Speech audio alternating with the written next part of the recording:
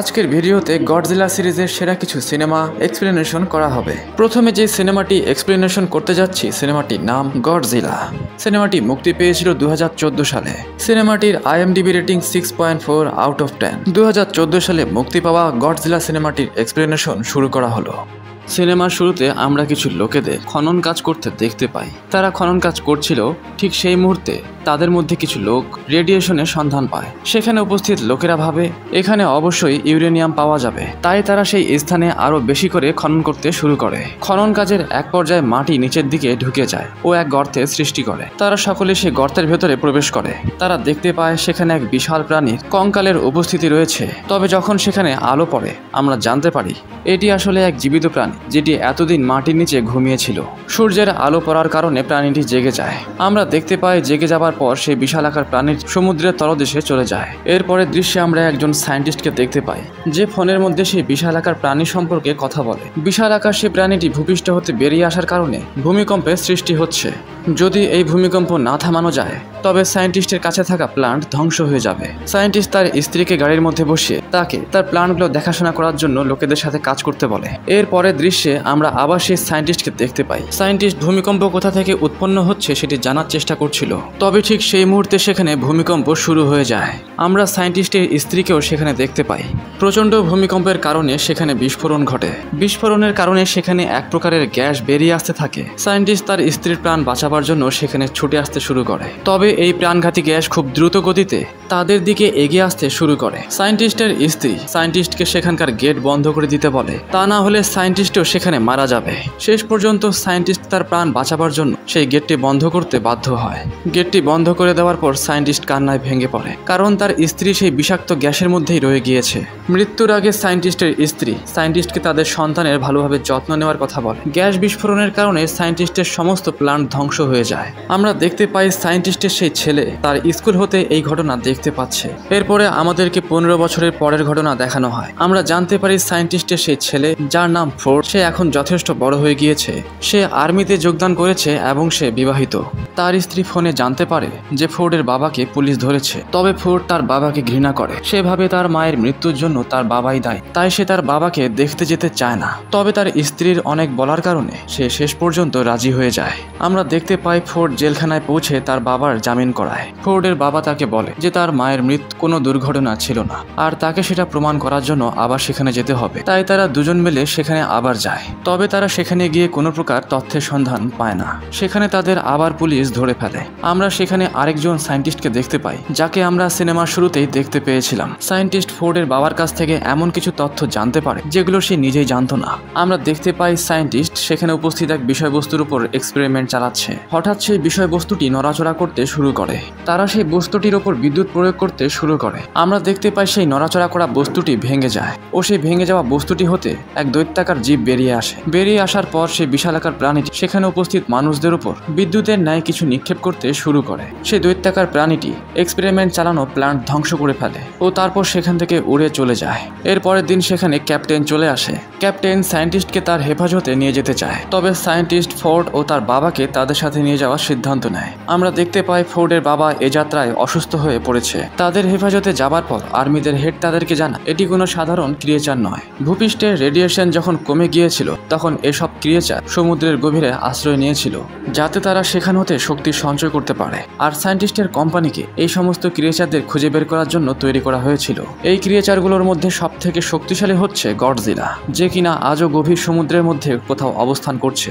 Godzilla আকারে এতটাই বিশাল, যখন সে ভূপৃষ্ঠের উপর দিয়ে চলাচল করে আশেপাশে ভয়ানক ভূমিকম্পের সৃষ্টি হয়। আমাদেরকে জানানো হয় গডজিলা নামক বিশাল আকার প্রাণীটি প্রচুর পরিমাণে রেডিয়েশন প্রয়োজন ছিল, তাই সে রেডিয়েশনের সন্ধান সমুদ্রের বুক চিরে জাপানের টোকিও শহরে এক রেডিয়েশন প্ল্যান্টে পৌঁছায়। এদিকে আমরা দেখতে পাই অসুস্থ অবস্থায় থাকা ফোর্ডের বাবা মারা গিয়েছে। ফোর্ডের বাবার মারা যাওয়ায় সকলেই চিন্তিত হয়ে পড়ে। এই সমস্ত ঘটনার কারণে আজ একজনের প্রাণ গিয়েছে তো কাল অন্যজনেরও প্রাণ যেতে পারে। সেখানে উপস্থিত লোকেরা খবর পায় যে সমুদ্রের গভীর হতে রেডিয়েশনের সিগন্যাল আসছে। তারা জানতে পারে সেখানে উপস্থিত এক বিশালাকার প্রাণী রেডিয়েশন বোমা খাবার চেষ্টা করছিল, কারণ তার প্রচুর পরিমাণে রেডিয়েশন প্রয়োজন। আমরা দেখতে পাই সমুদ্রের গভীর হতে এক বিশালাকার প্রাণী বেরিয়ে আসে এটি সেই নড়তে থাকা বস্তু হতে বেরিয়ে আসা প্রাণীটি, যেটি এখন শহরের মধ্যে চলে এসেছে। শহরে উপস্থিত সকলেই সেই দৈত্যাকার ক্রিয়েচারটিকে দেখে ভয় পেয়ে যায়। সকলেই সেই জায়গা থেকে পালাতে শুরু করে। তবে ঠিক সেই মুহূর্তে সেখানে দৈত্যাকার গডজিলা চলে আসে। গডজিলা আকারে সেই প্রাণীটি থেকে অনেক বড় ছিল, যার কারণে গডজিলা হতে সেই প্রাণীটি পালাতে শুরু করে। সমুদ্র হতে সে গডজিলাকে মারার জন্য তার মতো আরো কিছু ক্রিয়েচারদেরকে নিয়ে আসবে। সায়েন্টিস্টের এক মহিলা টিম মেম্বার হতে আমরা জানতে পারি বহু বছর আগে তারা দুটো ডিম সংগ্রহ করেছিল। একটি ডিম হতে একটি ক্রিয়েচার বের হয়ে জাপানের সেই জায়গাতে চলে গিয়েছিল। তবে দ্বিতীয় ডিমটির সাথে কি হয়েছিল তারা কেউই জানে না। দ্বিতীয় ডিমটিকে সেখানেই সংগ্রহ করে রাখা হয়েছিল। তবে আমরা দেখতে পাই সেই ডিম হতে ক্রিয়েচারটি বের হয়ে গিয়েছে। এটি সেই শয়তান দৈত্যাকার ক্রিয়েচারটির ডিম, যেটি শহরের মধ্যে আতঙ্ক সৃষ্টি করছে। আর তার ডিম হতে বেরিয়ে আসা ক্রিয়েচারটিও শহরের মধ্যে ধ্বংসাত্মক কাজ করছে।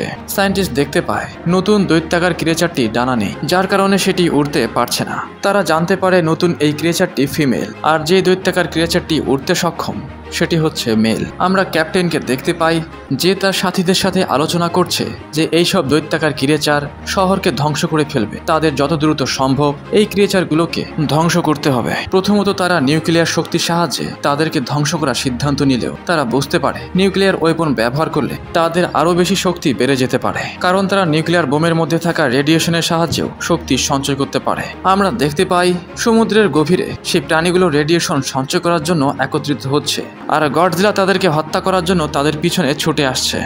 আমরা দেখতে পাই আর্মির দল একটি নিউক্লিয়ার ওয়েপন জাহাজে প্রস্তুত করে। আমরা সেখানে ফোর্ডকেও দেখতে পাই যে এই কাজে তাদের সাথে যুক্ত হয়েছে। তবে হঠাৎ সেখানে দৈত্যাকার ক্রিয়েচার চলে আসে। সে জাহাজটি ধ্বংস করে ফেলে ও সেই বোমাটি সেখান থেকে নিয়ে চলে যায়। ফোর্ড ও সেখানে উপস্থিত আর্মিরা সেই ক্রিয়েচারটিকে থামাতে ব্যর্থ হয়। দৈত্যাকার ক্রিয়েচারটি নিউক্লিয়ার বোমাটি দূরে কোথাও নিয়ে চলে যায়। তাদের কাছে বর্তমান প্রচুর পরিমাণে রেডিয়েশন উপস্থিত রয়েছে, যেটি তাদের শক্তি বহুগুণে বাড়িয়ে দেয়। রেডিয়েশনের শক্তির সাহায্যে তারা নিজেদেরকে উন্নত করে। তারা নিজেদের শারীরিক শক্তি বৃদ্ধি করে ও শহরের উপর নানান ধ্বংসাত্মক কাজ চালাতে শুরু করে। এদিকে ক্যাপ্টেন ও তার সাথীরা নিজেদের ব্যর্থতার উপর দুঃখ প্রকাশ করতে শুরু করে। তারা তাদের নিউক্লিয়ার শক্তি সেই প্রাণীগুলোর উপর ব্যবহার করতে বিফল হয়েছে। তাদের শহর এখন সেই দৈত্যাকার ক্রিয়েচারগুলোর হাতে ধ্বংস হয়ে যাবে। এটি দেখা ছাড়া তাদের কাছে আর দ্বিতীয় কোনো উপায় নেই। তবে আমরা দেখতে পাই যখন সেই দৈত্যাকার ক্রিয়েচারগুলো শহর ধ্বংস করছে, ঠিক সেই মুহূর্তে সেখানে গডজিলাও চলে আসে। আমরা দেখতে পাই বিশাল আকার গডজিলাকে দেখে মেল ক্রিয়েচারটি তার উপর ঝাঁপিয়ে পড়ে। তাদের দুইজনের মধ্যে যুদ্ধ শুরু হয়ে যায়। অনেক বেশি রেডিয়েশন শোষণ করার কারণে সেই ক্রিয়েচারটি যথেষ্ট শক্তিশালী হয়েছে, তাই সে গডজিলাকে লড়াইয়ে সমানভাবে টক্কর দেয়। তবে গডজিলা তার থেকে বহুগুণে শক্তিশালী, যার কারণে মেল ক্রিয়েচারটি তার সামনে বেশিক্ষণ টিকে থাকতে পারে না। গডজিলা সেই মেল ক্রিয়েচারটিকে মেরে ফেলে দেয়। যখন সে সেই ক্রিয়েচারটিকে মারবে, ঠিক সেই মুহূর্তে পেছন থেকে ফিমেল ক্রিয়েচারটি এসে গডজিলার উপর ঘাতক আক্রমণ করে। আমরা দেখতে পাই শক্তিশালী গডজিলা এবার দুজনের সাথে লড়াই করতে শুরু করে। তবে আমরা দেখতে পাই গডজিলার তাদের দুজনকে একসাথে হারাতে কষ্ট হচ্ছে। অপরদিকে সায়েন্টিস্ট একটি গুহার মধ্যে অনেকগুলো ক্রিয়েচারের ডিম খুঁজে পায়। সায়েন্টিস্টের সাথে থাকা আর্মিরা এটি সিদ্ধান্ত নেয় তারা গুহার মধ্যে বোম সেট করে সেখান থেকে চলে যাবে, আর বোমের বিস্ফোরণের কারণে এখানে উপস্থিত সমস্ত ডিম ধ্বংস হয়ে যাবে। এদিকে গডজিলা তাদের সাথে লড়াই করছে, অপরদিকে আর্মিরা গুহার ভেতরে টাইম বোম সেট করে সেখান থেকে বেরিয়ে যায়। আমরা দেখতে পাই গুহার ভেতরে বোমা বিস্ফোরণ ঘটে, যেখানে ফিমেল ক্রিয়েচারের সমস্ত ডিম ধ্বংস হয়ে যায়। ফিমেল ক্রিয়েচার তার ডিমগুলো ধ্বংস হতে দেখে লড়াই ছেড়ে সেখানে এসে পৌঁছায়। তবে আমরা এটি দেখতে পাই সেখানে বোমা বিস্ফোরণের কারণে পর্যাপ্ত পরিমাণে রেডিয়েশন উৎপন্ন হয়েছে। গডজিলা এই রেডিয়েশন শোষণ করে ফেলে, আর এই রেডিয়েশন শোষণ করার মাধ্যমে সে তার অ্যাটমিক শক্তি ফিরে পায়। অ্যাটমিক শক্তি ফিরে পাওয়ার পর গডজিলা তার অ্যাটমিক ব্রেথ নিক্ষেপ করতে শুরু করে। সে তাদের দুইজনের উপর পর্যায়ক্রমে অ্যাটমিক ব্রেথ নিক্ষেপ করে। গডজিলার নিক্ষেপ করা শক্তিশালী অ্যাটমিক ব্রেথের সামনে মেল ক্রিয়েচার বেশিক্ষণ টিকতে পারে না। মেল ক্রিয়েচারটি এক পর্যায়ে দুর্বল হয়ে পড়ে। গডজিলা এর সুযোগ নিয়ে সেই মেল ক্রিয়েচারটিকে মেরে ফেলে। মেল ক্রিয়েচারটির মৃত্যু দেখে ফিমেল ক্রিয়েচার প্রচন্ড রেগে যায়। ফিমেল ক্রিয়েচারটি রাগান্বিত অবস্থায় গডজিলার উপর আক্রমণ করার জন্য প্রস্তুত হয়। তবে আমরা দেখতে পাই সেখানে ফোর্ড অবস্থান করছিল, যে ফিমেল ক্রিয়েচারের ডিমগুলো ধ্বংস করতে বিশেষ ভূমিকা রেখেছে। ফিমেল ক্রিয়েচারটি ফোর্ডকে মেরে ফেলতে চায়, তবে ঠিক সেই মুহূর্তে গডজিলা পেছন থেকে ফিমেল ক্রিয়েচারটিকে ধরে ফেলে ও তার মুখের ভিতরে গডজিলা নিজের অ্যাটমিক ব্রেথ ঢুকিয়ে দেয়। প্রচুর পরিমাণে অ্যাটমিক ব্রেথ ভেতরে ঢোকানোর কারণে ফিমেল ক্রিয়েচারটি ভেতর থেকে ঝাঁঝরা হয়ে যায়। শেষ পর্যন্ত দৈত্যাকার ফিমেল ক্রিয়েচারটি মারা যায়। আমরা ফোর্ডকে দেখতে পাই, সেও যথেষ্ট আহত হয়ে পড়েছে। সেখানে উপস্থিত লোকেরা আহত অবস্থায় পড়ে থাকা ফোর্ডকে প্রাথমিক চিকিৎসার উদ্দেশ্যে নিয়ে যায়। আমরা দৈত্যাকার গডজিলাকে মাটির মধ্যে পড়ে থাকতে দেখতে পাই। সেখানে উপস্থিত সকলেই ভাবতে শুরু করে যে গডজিলা হয়তোবা মারা গিয়েছে। তবে কিছুক্ষণের মধ্যে আমরা দেখতে পাই গডজিলা তার জ্ঞান ফিরে পায়। জ্ঞান ফিরে পাবার পর দৈত্যাকার গডজিলা সমুদ্রের দিকে রওনা দেয়। আসলে দীর্ঘক্ষণ লড়াই হওয়ার কারণে গডজিলা ক্লান্ত হয়ে পড়েছিল, যার কারণে তাকে বিশ্রাম নিতে হয়। ভয়ানক দেখতে এই গডজিলা জ্ঞান ফিরে পাবার পর শহরের কোনো মানুষের ক্ষতি করে না। এ থেকে বোঝা যায় যে গডজিলা একটি ভালো টাইটান। সে মূলত শয়তান ক্রিয়েচারগুলোর হাত থেকে শহরকে রক্ষা করার জন্য এসেছিল। অপরদিকে আমরা ফোর্ডকে দেখতে পাই যে এখন তার পরিবারের কাছে ফিরে গিয়েছে। আর এই দৃশ্য দেখানোর মধ্য দিয়ে সিনেমাটি এখানেই শেষ হয়ে যায়। দ্বিতীয় নম্বরে যে সিনেমাটি এক্সপ্লেনেশন করতে যাচ্ছি, সিনেমাটির নাম গডজিলা ভার্সেস কং। 2021 সালে মুক্তি পাওয়া এই সিনেমাটির IMDb rating 6.3 out of 10। Godzilla versus Kong সিনেমাটির এক্সপ্লেনেশন শুরু করা হলো। সিনেমার শুরুতে আমাদেরকে জানানো হয় আজ থেকে প্রায় 5 বছর আগে গডজিলা এবং কং নাম ভয়ানক দুই দানবের মধ্যে যুদ্ধ শুরু হয়েছিল। যুদ্ধে কং হেরে যায়। কংকে হারাবার পর গডজিলা গভীর সমুদ্রের তলদেশে চলে যায়। এরপর সিনেমার বর্তমানে আমরা কংকে দেখতে পাই, যার শারীরিক আকার পূর্বের চেয়ে অনেক বড় হয়ে গিয়েছে। কং একটি সুন্দর দ্বীপে বসবাস করছে, যেখানে কোনো কিছুর অভাব নেই। সেখানে আমরা একটি ছোট উপজাতি মেয়েকে দেখতে পাই। এই উপজাতি মেয়েটি কং এর ভাষা বুঝতে পারে ও তার সাথে কথোপকথন করতে পারে। কং এই ছোট মানব শিশুকে অনেক বেশি পছন্দ করে। সে তার সমস্ত কথা শোনে। তবে আমরা জানতে পারি সুন্দর ছোট দেখতে এই শিশুটির বাক ও শ্রবণ শক্তি নেই। আমরা দেখতে পাই হঠাৎ কং রেগে যায়। সে একটি গাছকে তীক্ষ্ণ অস্ত্র বানিয়ে নিক্ষেপ করে, যেটি আকাশের মধ্যে কোথাও গিয়ে গেঁথে যায়। এ থেকে আমরা বুঝতে পারি যে কংকে কোনো একটি জায়গায় বন্দি করে রাখা হয়েছে, যাতে করে গডজিলা দ্বিতীয়বার তার কোনো ক্ষতি করতে না পারে। তবে কং আকারে অনেক বড় হয়ে গিয়েছে, তাই সেখানে উপস্থিত লোকেরা এটি সিদ্ধান্ত নেয় তারা কং নামক এই দৈত্যাকার প্রাণীকে কোনো এক নিরাপদ স্থানে রেখে আসবে। এরপরে আমরা একজন হ্যাকারকে দেখতে পাই, যে এক বিশাল বড় কোম্পানিতে কর্মরত রয়েছে। তবে সেই হ্যাকার জানতে পারে তার কোম্পানি বিশেষ কোনো উদ্দেশ্যে বিশাল আকার এক ডিভাইস তৈরি করছে। সে তার হ্যাকিং দক্ষতার সাহায্যে আবিষ্কার সম্পর্কে সমস্ত তথ্য বের করে ফেলে। সে জানতে পারে বিশাল আকার এই যন্ত্রটিকে তারা হংকং এর কোথাও শিপ করতে যাচ্ছে। তবে ঠিক সেই মুহূর্তে সেখানে অ্যালার্ম বেজে ওঠে। আমরা দেখতে পাই গভীর সমুদ্র হতে গডজিলা পুনরায় বেরিয়ে এসেছে। সমুদ্র হতে বেরিয়ে এসে সে শহরের সমস্ত কিছু ধ্বংস করতে শুরু করে। তবে হঠাৎ গডজিলার এমন রাগের কারণ কেউই বুঝে উঠতে পারে না, কারণ গডজিলা এমন একজন টাইটান যে কখনোই পৃথিবীতে বসবাসকারী কোনো প্রাণীর ক্ষতি করে না। আমরা দেখতে পাই গডজিলা তার অ্যাটমিক ব্রেথের সাহায্যে শহরের মধ্যে উপস্থিত সেই বিশাল কোম্পানিটিকে নিমিষেই ধ্বংস করে ফেলে। গডজিলার এমন ধ্বংসাত্মক কাজ শহরের সমস্ত নিউজ চ্যানেলে দেখানো হয়। সকলেই গডজিলাকে শত্রু ভাবতে শুরু করে। ধ্বংস হয়ে যাওয়া কোম্পানির মালিক সকলের উদ্দেশ্যে বলে তারা এমন এক অস্ত্র তৈরি করতে যাচ্ছে যেই অস্ত্রের সাহায্যে গডজিলাকে থামানো যাবে। এরপর আমরা ম্যাডিসন নামক স্কুল পড়ুয়া এক মেয়েকে দেখতে পাই, যে নিউজ চ্যানেলের মধ্যে গডজিলার এই খবরটি দেখতে পায়। তবে সে এটি বিশ্বাস করতে চায় না, কারণ গডজিলার প্রতি তার যথেষ্ট বিশ্বাস রয়েছে। ম্যাডিসন তার বাবার সাথে গডজিলার ব্যাপারে কথা বলে, তবে তার বাবা তার কথার তেমন গুরুত্ব দেয় না। এরপর ম্যাডিসন হ্যাকারের রেকর্ড করা অডিওটি শুনতে পায়। হ্যাকারের কথা শুনে সে হ্যাকারের সাথে দেখা করার সিদ্ধান্ত নেয়। ম্যাডিসন জানতে চায় যে গডজিলার এমন কি হয়েছে যে সে এত উত্তেজিত হয়ে গিয়েছে ও শহরের উপর আক্রমণ করেছে। এরপর আমরা সেই কোম্পানির মালিককে দেখতে পাই, যে ডক্টর নেথান নামক একজন সায়েন্টিস্টের কাছে এসেছে। কোম্পানির মালিক ডক্টর নেথানের লেখা একটি বই পড়েছিল, যে বইটির মধ্যে হোলো আর্থ সম্পর্কে বিস্তারিত লেখা ছিল। হোলো আর্থ এমন একটি জায়গা যেটি মাটির গভীরে অবস্থান করছে। সেটি এমন একটি জায়গা যেখান থেকে সমস্ত টাইটান্সদের জন্ম হয়েছে, আর সমস্ত টাইটান্সরা এই জায়গা থেকেই তাদের শক্তি সঞ্চয় করে থাকে। কোম্পানির মালিক সায়েন্টিস্টকে তার এক লোকের সাথে পরিচয় করিয়ে দেয়। কোম্পানির মালিক সায়েন্টিস্টকে বলে যে তারা হোলো আর্থের মধ্যে এক শক্তির উৎস খুঁজে পেয়েছে। তবে বিশাল হোলো আর্থের মধ্যে সেই শক্তির উৎস কোথায় অবস্থান করছে তা সম্পর্কে তারা কোনো কিছুই জানে না। হোলো আর্থের ভেতরে প্রবেশ করে যদি তারা সেই শক্তির উৎস খুঁজে বের করতে পারে, তবে সেই শক্তির সাহায্যে তারা গডজিলার মোকাবিলা করতে পারবে। সায়েন্টিস্ট নেথান কোম্পানির মালিককে বলে হোলো আর্থে প্রবেশ করা সম্ভব নয়, সেখানে গ্র্যাভিটি না থাকার কারণে সমস্ত কিছু আকাশে উঠতে শুরু করে। তবে কোম্পানির মালিক সায়েন্টিস্টকে বলে তারা এক অ্যান্টি গ্র্যাভিটি কার তৈরি করেছে, যেটির সাহায্যে তারা খুব সহজেই হোলো আর্থের ভেতরে প্রবেশ করতে পারবে। এরপর কোম্পানির মালিক সায়েন্টিস্টকে বলে যে টাইটান্সদের নিজস্ব কিছু বৈশিষ্ট্য রয়েছে, যে বৈশিষ্ট্যের সাহায্যে তারা নিজেদের বাসস্থান খুঁজে বের করতে পারে, তাই তারা কংকে হলো আর্থের মধ্যে নিয়ে যাওয়ার সিদ্ধান্ত নেয়। এরপর আমরা এক মহিলা সায়েন্টিস্টকে দেখতে পাই যে কংকে দেখাশোনার কাজে নিয়োজিত রয়েছে। সায়েন্টিস্ট নেথান মহিলা সায়েন্টিস্টকে বোঝাবার চেষ্টা করে যে কং এর আসল বাড়ি হচ্ছে হলো আর্থ, তাই তাদেরকে কংকে যত তাড়াতাড়ি সম্ভব হলো আর্থে নিয়ে যাওয়া দরকার, কারণ গডজিলা যখন তখন কং এর উপর আক্রমণ করতে পারে। মহিলা সায়েন্টিস্ট শেষ পর্যন্ত রাজি হয়ে যায়। এর পরের দৃশ্যে আমরা ম্যাডিসনকে দেখতে পাই যে তার বন্ধুকে সঙ্গে নিয়ে সেই হ্যাকারের কাছে পৌঁছায়। হ্যাকার ম্যাডিসন ও তার বন্ধুকে বলে যে তার কোম্পানি এক অত্যাধুনিক অস্ত্র বানাচ্ছে, সেই অস্ত্রটি তৈরি করার পর সেটি তারা হংকংয়ে শিফট করবে। তবে গডজিলা এটি চাইতো না, যার কারণে সে কিছুদিন আগে সেই কোম্পানিকে ধ্বংস করে ফেলে। আমরা দেখতে পাই হলো আর্থের উদ্দেশ্যে কংকে নিয়ে যাওয়া হচ্ছে, তবে আমরা জানতে পারি সেই রাস্তায় গডজিলা ছুটে আসছে, যার কারণে সেখানে উপস্থিত লোকেরা কংকে মুক্ত করে দেওয়ার সিদ্ধান্ত নেয়। এইদিকে বিশালাকার গডজিলা সমুদ্রের বুক চিরে একটি জাহাজকে মাঝ বরাবর ভেঙে কং এর দিকে এগিয়ে আসতে থাকে। কিছুক্ষণের মধ্যেই তাদের দুজনের মধ্যে যুদ্ধ শুরু হয়ে যায়। প্রথম দিকে তারা দুজন একে অপরকে সমানভাবে টক্কর দিলেও এক পর্যায়ে গডজিলা কং এর উপর ভারী পড়তে শুরু করে। গডজিলা তার অ্যাটমিক ব্রেথ নিক্ষেপ করে। অ্যাটমিক ব্রেথ হতে বাঁচার জন্য কং সমুদ্রের মধ্যে ঝাঁপিয়ে পড়ে। তবে গডজিলা, যে কিনা সমুদ্রের ভেতরে নিঃশ্বাস নিতে পারে, সে কংকে সমুদ্রের গভীরে নিয়ে যেতে শুরু করে। জাহাজের মধ্যে উপস্থিত লোকেরা গডজিলাকে থামাবার জন্য পানির ভেতরে বোমা বিস্ফোরণের সিদ্ধান্ত নেয়। এর সুযোগে কং পানি হতে বেরিয়ে আসে। জাহাজে উপস্থিত লোকেরা জাহাজের ইঞ্জিন কিছুক্ষণের জন্য বন্ধ করার সিদ্ধান্ত নেয়, কারণ ইঞ্জিন হতে নির্গত শক্তি গডজিলাকে আকর্ষিত করছিল।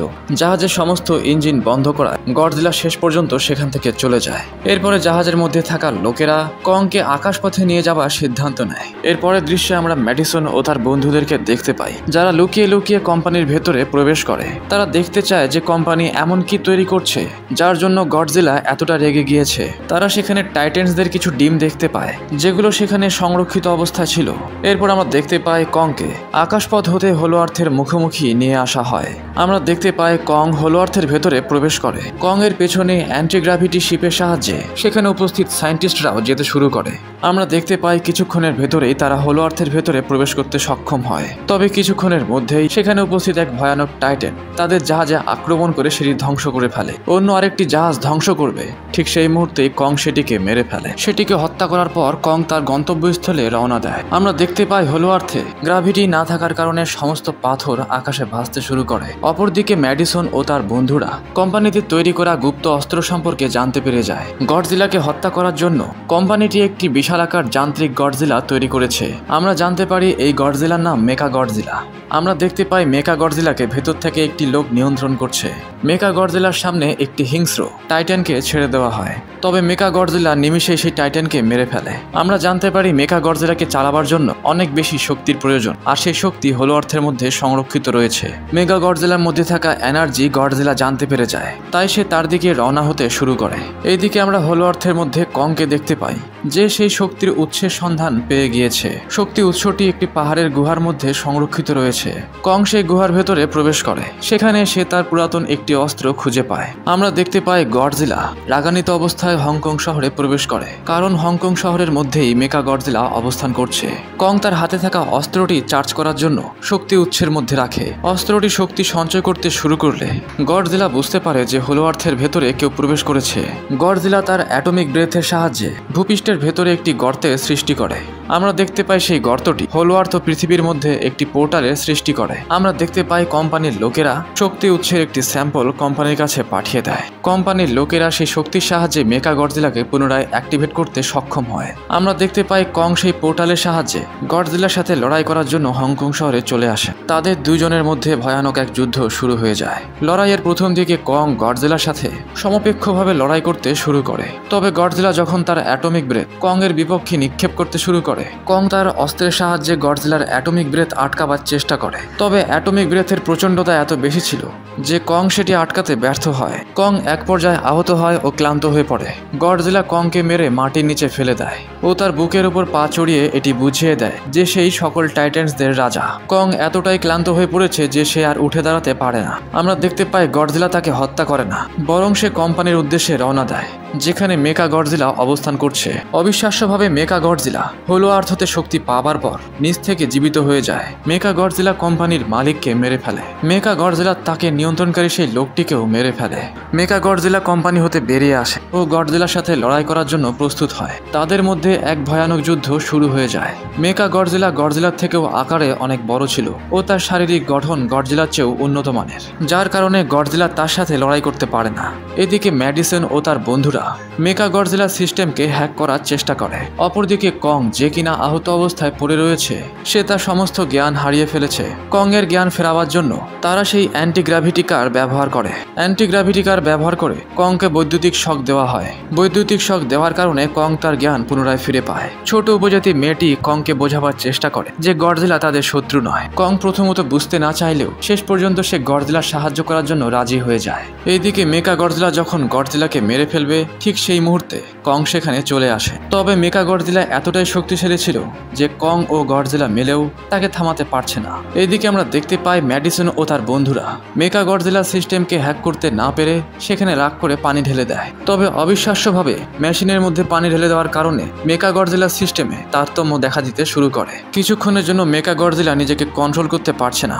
এরই সুযোগ নিয়ে গডজিলা তার অ্যাটমিক শক্তির সাহায্যে কং এর হাতে থাকা অস্ত্রটি চার্জিত করে দেয়।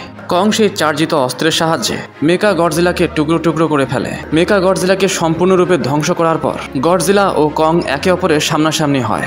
তবে গডজিলা এবার তার উপর আক্রমণ করে না। গডজিলা সেখান থেকে চলে যায়। আমরা দেখতে পাই গডজিলা সমুদ্রের গভীরে চলে যায়। অপরদিকে কং হলো আর্থে বসবাস করতে শুরু করে।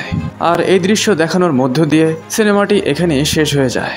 তৃতীয় নাম্বারে যে সিনেমাটি এক্সপ্লেনেশন করতে যাচ্ছি, সিনেমাটির নাম Godzilla x Kong the new empire. 2024 সালে মুক্তি পাওয়া এই সিনেমাটির IMDb রেটিং 6/10। সিনেমাটির এক্সপ্লেনেশন শুরু করা হলো। সিনেমার শুরুতে আমরা কংকে হলো আর্থের মধ্যে দৌড়াতে দেখতে পাই। আমরা দেখতে পাই কিছু হিংস্র টাইটেন্স কংকে তাড়া করছে। কং সেই হিংস্র টাইটেনদের হাত থেকে বাঁচার জন্য পাহাড়ের চূড়ায় এসে পৌঁছায়। কং হলো আর্থের বিভিন্ন জায়গায় কিছু ফাঁদ বানিয়ে রেখেছিল। কং সেখানে উপস্থিত ফাঁদের মধ্যে এক বিশাল ডাল ফেলে দেয়, যার কারণে সেখানে এক বড় গর্তের সৃষ্টি হয়। গভীর সেই গর্তের ভেতরে সেখানে উপস্থিত বেশিরভাগ হিংস্র টাইটেন্স পড়ে মারা যায়। কং তার পাশে থাকা এক মৃত টাইটেনকে দুহাত দিয়ে তুলে মাঝ বরাবর চিড়ে ফেলে। আর এই দৃশ্য দেখে সেখানে উপস্থিত বাকি টাইটেন্সরা পালিয়ে যায়। এরপরে আমাদের এক নিউজ চ্যানেলের মধ্যে গডজিলাকে দেখানো হয়। আমরা দেখতে পাই গডজিলাকে যে শহরের মধ্যে আক্রমণ করা এক টাইটেনকে তার লেজার বিমের সাহায্যে মেরে ফেলে। এরপর আমরা এক উপজাতি মেয়েকে দেখতে পাই যে কং এর সাথে কথা বলতে পারে, তবে সে বর্তমানে শহরের মধ্যে অবস্থান করছে। এই মেয়েটি তার স্বপ্নের মধ্যে বিশেষ কিছু চিত্র দেখতে পায়, যার কারণে সে বিচলিত হয়ে যায়। উপজাতি মেয়েটি শহরের মধ্যে যেই মহিলার সাথে থাকতো তিনি একজন সায়েন্টিস্ট। সে তাকে তার স্বপ্ন সম্পর্কে সমস্ত ঘটনা খুলে বলে। রাতের বেলা ঘুমানোর সময় উপজাতি সেই মেয়েটি স্বপ্নের মধ্যে আবার সেই চিত্রগুলো দেখতে পায়। সে সায়েন্টিস্ট মহিলাকে বলে অবশ্যই হলো আর্থের মধ্যে কং কোনো বিপদে পড়েছে, তাদের সবাইকে অবশ্যই কং এর সাহায্য করার জন্য হলো আর্থে যাওয়া উচিত। উপজাতি মেয়েটি তার স্বপ্নে দেখা চিত্রগুলো কাগজে এঁকে রাখে। সায়েন্টিস্ট মহিলাটি যখন সেই চিত্রগুলো গবেষণা করে তখন সেই চিত্রগুলো থেকে সে বিশেষ কিছু জানতে পারে। সায়েন্টিস্ট মহিলা চিত্রগুলো যখন অন্য আরেকজন গবেষককে দেখায়, সেই গবেষক তাকে বলে এই চিত্রগুলো হলো আর্থে থাকা লোকেরা পাঠিয়েছে। কিছুক্ষণের মধ্যে সায়েন্টিস্ট মহিলা তার ফোনের মধ্যে এক মেসেজ পায় যে গডজিলা পানির মধ্যে থেকে বেরিয়ে এসেছে। তখন তারা বুঝে যায় যে পৃথিবীর মধ্যে অনেক বড় বিপদ আসতে চলেছে, আর গডজিলা এই বিপদের কারণে আগে থেকেই সজাগ হয়ে উঠেছে। অন্যদিকে কং হলো আর্থ থেকে বেরিয়ে পৃথিবীর মধ্যে চলে আসে। সায়েন্টিস্ট মহিলা ও সেই উপজাতি মেয়েও তাকে দেখার জন্য চলে আসে। কং সেই উপজাতি মেয়েটিকে বলে যে তার দাঁতের সমস্যা হয়েছে। সায়েন্টিস্ট মহিলা এই ব্যাপারে জানতে পেরে তার টিমকে ডাকে। তার টিম কং এর সেই নষ্ট হয়ে যাওয়া দাঁতটি তুলে ফেলে ও তার পরিবর্তে তাকে এক মজবুত নকল দাঁত লাগিয়ে দেয়। কংকে নতুন দাঁত লাগিয়ে দেওয়ার পর কং এর পিছনে সায়েন্টিস্ট মহিলা তার টিমের সাথে হলো আর্থে প্রবেশ করে। হলো আর্থে পৌঁছানোর পর কং সামনে এগিয়ে যায়। অন্যদিকে সায়েন্টিস্ট মহিলা তার সাথীদের সাথে তাদের বেসের মধ্যে পৌঁছায়। এইদিকে পৃথিবীর সায়েন্টিস্টরা গডজিলাকে খুঁজে বের করে। আমরা দেখতে পাই গডজিলাকে যে অন্য টাইটেনদের কাছ থেকে অ্যাটমিক ব্রেথ শোষণ করছে, যেন সে কোনো বড় যুদ্ধের প্রস্তুতি নিচ্ছে। সায়েন্টিস্ট মহিলা তার সাথীদের সাথে তার বেসের মধ্যে যখন পৌঁছায় সে দেখতে পায় তার বেস সম্পূর্ণরূপে ধ্বংস হয়ে গিয়েছে। এইদিকে কং হলো আর্থের মধ্যে এক হিংস্র টাইটেন আসার আভাস পায়, তাই সে তাকে মারার জন্য তার অস্ত্র উঠিয়ে সামনে এগিয়ে যায়। এগিয়ে যেতে যেতে সে এক নতুন জায়গার সন্ধান পায়। সামনে গিয়ে সে দেখতে পায় এক বিশাল বড় গরিলার ছায়া। ধীরে ধীরে সেই ছায়াটি ছোট এক গরিলার বাচ্চাতে পরিণত হয়। কং হলো আর্থের মধ্যে গরিলার বাচ্চাকে দেখে কৌতূহল হয়ে পড়ে, তবে সেই গরিলার বাচ্চাটি তার হাতের মধ্যে কামড়ে নেয়। আমরা দেখতে পাই সেখানে কং এর মতো আরও কিছু টাইটেন্স চলে আসে। তারা সবাই কং এর উপর আক্রমণ করে, কিন্তু কং এর আকার তাদের সবার থেকে বড় ছিল, তাই কংকে কেউ হারাতে পারে না। কিছু টাইটেন্স সেখানে মারামারি করতে করতে মারা যায়, আর কিছু টাইটেন্স কং এর ভয়ে সেখান থেকে পালিয়ে যায়। সবাইকে হারানোর পর কং সেই ছোট টাইটেন বাচ্চাটিকে খুঁজে বের করে, তাকে সে তার বাসায় নিয়ে যেতে বলে। ছোট বাচ্চাটি না চেয়েও কংকে তার সাথে নিয়ে যেতে বাধ্য হয়। এদিকে সায়েন্টিস্ট মহিলা ও তার সাথীরা হলো আর্থের মধ্যে এক পোর্টালের সন্ধান পায়। এদিকে গরিলার বাচ্চাটি কংকে ছল করে এক ভয়ানক জলরাশির মধ্যে নিয়ে আসে। জলরাশির মধ্যে ছিল সাপের ন্যায় এক হিংস্র টাইটেন, যেটি কং এর উপর প্রাণঘাতী আক্রমণ করে। তবে কং সেই টাইটেনকে মেরে ফেলে। আমরা দেখতে পাই ছোট গরিলাটি কং এর হাত থেকে বেঁচে পালাচ্ছিল। ঠিক সেই মুহূর্তে সাপের ন্যায় টাইটেনটির কাটা মাথা ছোট গরিলাটির সামনে এসে পড়ে। ছোট গরিলাটি বুঝে যায় কং কোনো সাধারণ টাইটেন নয়, তার হাত থেকে পিছু ছড়ানো এত সহজ না। এইদিকে গডজিলা সমুদ্রের তলদেশে গিয়ে সেখানে উপস্থিত এক হিংস্র টাইটেনকে মেরে ফেলে। তারপরে তার শরীর থেকে সমস্ত শক্তি শোষণ করে নেয়। এইদিকে মহিলা সায়েন্টিস্ট ও তার সাথীরা হলো আর্থের এমন এক জায়গায় চলে আসে যেখানে তাদের সাক্ষাৎ সেখানে বসবাসকারী কিছু উপজাতি লোকেদের সাথে হয়। তারা সেই ছোট উপজাতি মেয়েটিকে চিনতে পারে ও তাকে তাদের সাথে নিয়ে যায়। সেখানে গিয়ে তারা কিছু টাইটেন্সদের সম্পর্কে জানতে পারে। তারা সেখানে জানতে পারে হলো আর্থের মধ্যে কং এর ন্যায় আরও কিছু টাইটেন্স রয়েছে।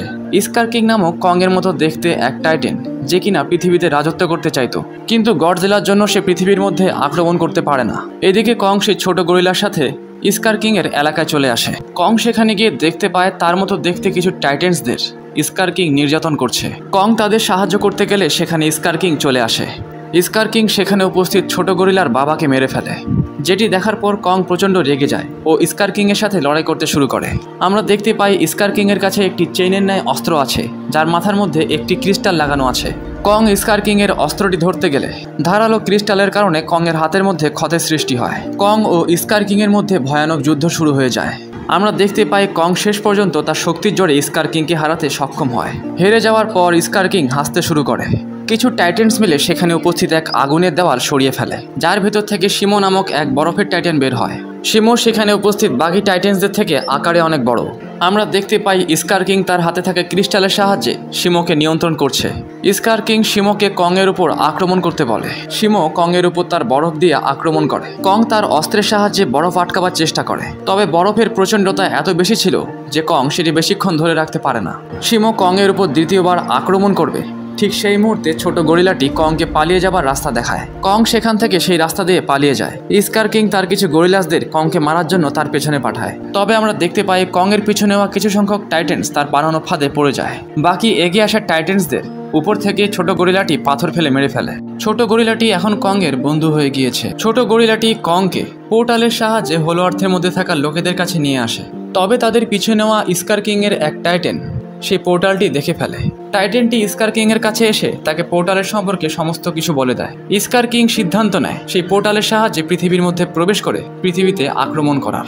স্কার কিং শিমো ও তার কিছু টাইটেন্সদের সাথে সেই পোর্টালের উদ্দেশ্যে রওনা দেয়। এদিকে গডজিলা জানতে পারে যে পৃথিবীর বুকে বড় কোনো বিপদ আসতে চলেছে, তাই গডজিলা জেগে ওঠে। আমরা দেখতে পাই গডজিলা এতদিনে প্রচুর পরিমাণে রেডিয়েশন শোষণ করে ফেলেছে। এদিকে আহত অবস্থায় পড়ে থাকা কংকে সেখানে উপস্থিত সায়েন্টিস্টরা তার ক্ষত হাতের উপর এক অত্যাধুনিক অস্ত্র সেট করে দেয়। অস্ত্রটির কারণে কং তার শক্তি পুনরায় ফিরে পায়। অস্ত্রটির কারণে সে আগের থেকে বেশি শক্তিশালী হয়ে গিয়েছে। ছোট গরিলাটি দেখতে পায় স্কার কিং শিমোর সাথে তাদের উপর আক্রমণ করার জন্য আসছে। ছোট গরিলাটি কংকে গিয়ে এ ব্যাপারে খবর দেয়। খবর শোনার পর কং ও সেখানে উপস্থিত লোকেরা স্কার কিং এর বিরুদ্ধে লড়াই করার প্রস্তুতি নেয়। তবে তারা সবাই মিলে কংকে বোঝায় যে এই লড়াই গডজিলা ছাড়া জিতা সম্ভব না। কং পোর্টালের সাহায্যে পৃথিবীর বুকে গডজিলার কাছে সাহায্য চাওয়ার জন্য যায়। তবে গডজিলা তাকে শত্রু ভেবে তার উপর আক্রমণ করে। তাদের দুজনের মধ্যে যুদ্ধ শুরু হয়ে যায়। তবে কং তার নতুন অস্ত্রের সাহায্যে গডজিলাকে মেরে ধারাশায়ী করে ফেলে। গডজিলা কং এর উপর তার অ্যাটমিক ব্রেথের সাহায্যে আক্রমণ চালালে কং তার প্রাণ বাঁচিয়ে পালাতে শুরু করে। এইদিকে উপজাতি মেয়েটি মন্থ্রা নামক এক টাইটেনের সাহায্যে কং ও গডজিলার লড়াই থামাতে চলে যায়। গডজিলা তার অ্যাটমিক ব্রেথের সাহায্যে কংকে মারবে। ঠিক সেই মুহূর্তে সেখানে মন্থ্রা ও উপজাতি মেয়েটি এসে তাকে থামিয়ে দেয়। মন্থ্রা গডজিলাকে স্কার কিং এর ব্যাপারে সমস্ত কিছু জানিয়ে দেয়। এদিকে হলো আর্থের উপজাতিরা পৃথিবীতে যাওয়ার পোর্টালটি বন্ধ করার জন্য দুটি পিরামিডের সংযোগ দেওয়ার চেষ্টা করে। তবে ততক্ষণে সেখানে স্কার কিং চলে আসে। স্কার কিং শিমোকে আদেশ দেয় সে যেন তার বরফের সাহায্যে দুটি পিরামিড সংযোগ হওয়ার আগে সেগুলো জমিয়ে ফেলে। শিমো স্কার কিং এর কথা মতো দুটি পিরামিড জমিয়ে ফেলে। স্কার কিং তার টাইটেন্সদের সাথে পোর্টালের মধ্যে প্রবেশ করবে। ঠিক সেই মুহূর্তে মন্থ্রা সেখানে চলে আসে ও তাদের উপর আক্রমণ করে। আমরা দেখতে পাই গডজিলা ও কং সেখানে চলে এসেছে। তারা দুজন মিলে শিমো ও স্কার কিং এর উপর আক্রমণ করে। তাদের মধ্যে এক ভয়ানক যুদ্ধ শুরু হয়ে যায়। তবে সেখানে গ্র্যাভিটি কম হয় তারা সবাই ভাসতে শুরু করে। তারা ভাসমান অবস্থায় তাদের যুদ্ধ চালিয়ে যায়। লড়াই করতে করতে এক পর্যায়ে পোর্টালের মধ্য দিয়ে তারা পৃথিবীর বুকে চলে আসে। পৃথিবীর মধ্যে পৌঁছানোর পর স্কার কিং তার শয়তানি পরিকল্পনা শুরু করে দেয়। সে শিমোকে আদেশ দেয় সমস্ত আকাশ বরফ দিয়ে ঢেকে দিতে, যাতে করে সূর্যের আলো পৃথিবীতে না পড়তে পারে। সমস্ত শহর দেখতে দেখতে আইসল্যান্ডে পরিণত হয়ে যায়। তখনই সেখানে কং ও গডজিলা চলে আসে ও তাদের উপর আক্রমণ করে। কং তার নতুন অত্যাধুনিক অস্ত্রের কারণে স্কার কিং এর সমস্ত আক্রমণ খুব সহজে সামলে নেয়। স্কার কিং তার অস্ত্রের সাহায্যে গডজিলার উপর আক্রমণ করলে গডজিলা তার চেনের মতো দেখতে অস্ত্রটি মুখ দিয়ে ধরে অস্ত্রটি হতে সেই ক্রিস্টালটি ছিঁড়ে ফেলে। ক্রিস্টালটি সোজা গিয়ে কং এর সামনে গিয়ে পড়ে। কং সেই ক্রিস্টালটি ধরতে যাবে, ঠিক সেই মুহূর্তে স্কার কিং তার উপর আক্রমণ করে। কং নিজেকে স্কার কিং এর হাত থেকে ছাড়ানোর অনেক চেষ্টা করে। ঠিক সেই মুহূর্তে ছোট গরিলাটি কং এর অস্ত্র দিয়ে ক্রিস্টালটির উপর জোরে আঘাত করে। ক্রিস্টালটির উপর আঘাত করায় ক্রিস্টালটি ধ্বংস হয়ে যায়। ক্রিস্টালটি ধ্বংস হয়ে যাওয়ার সাথে সাথে শিমো নামক সেই বরফের টাইটেনটি স্কার কিং এর কবজা হতে মুক্তি পায়। এরপরে তারা সবাই মিলে স্কার কিংকে মারতে শুরু করে। কং তার হাতের মধ্যে থাকা শক্তিশালী অস্ত্রের সাহায্যে স্কার কিং এর গলা চিপে তাকে তুলে ধরে। ঠিক সেই মুহূর্তে শিমো তার বরফের শক্তির সাহায্যে স্কার কিংকে সম্পূর্ণরূপে জমিয়ে ফেলে। বরফের মধ্যে সম্পূর্ণরূপে জমে যাওয়ার পরও কং লক্ষ্য করে স্কার কিং তার একটি চোখ দিয়ে কংকে দেখছে। কং সঙ্গে সঙ্গে স্কার কিং এর জমে যাওয়ার শরীরকে মাটির মধ্যে পিষে চূর্ণ বিচূর্ণ করে দেয়। স্কার কিং এর মারা যাওয়ার পর গডজিলা তার অ্যাটমিক ব্রেথের সাহায্যে আকাশের মধ্যে জমে থাকা বরফগুলো গলিয়ে ফেলে। সমস্ত শহর পুনরায় আগের অবস্থায় ফিরে আসে। এদিকে সায়েন্টিস্ট মহিলাটি উপজাতি মেয়েটিকে বলে তার লোকেদের সাথেই থাকাটা তার জন্য ভালো হবে। তবে সেই উপজাতি মেয়েটি সায়েন্টিস্ট মহিলার সাথেই থাকতে পছন্দ করে। তারা সেখানে উপস্থিত উপজাতি লোকেদের কাছ থেকে বিদায় নিয়ে আবার পৃথিবীর উদ্দেশ্যে রওনা দেয়। হোলো আর্থের মধ্যে থাকা লোকেরাও তাদেরকে বিদায় জানায়। তাদের চলে যাওয়ার পর মন্ত্রা পৃথিবী থেকে হোলো আর্থে যাওয়া পোর্টালটি সম্পূর্ণরূপে বন্ধ করে দেয়। হোলো আর্থের মধ্যে এখন সবাই শান্তিতে রয়েছে। গডজিলা বর্তমান শহরের মধ্যেই অবস্থান করছে। আমরা কংকে দেখতে পাই যে বর্তমান হোলো আর্থে নতুন রাজা। কং এর সাথে বর্তমান শিমো নামক সেই বরফের শক্তিশালী টাইটেনটিও রয়েছে। কং ছোট গরিলা ও শিমোকে দেখানোর মধ্য দিয়ে সিনেমাটি এখানেই শেষ হয়ে যায়। এই ছিল গডজিলা সিরিজের সেরা কিছু সিনেমা। ভিডিওটি দেখার জন্য সকলকে অসংখ্য ধন্যবাদ।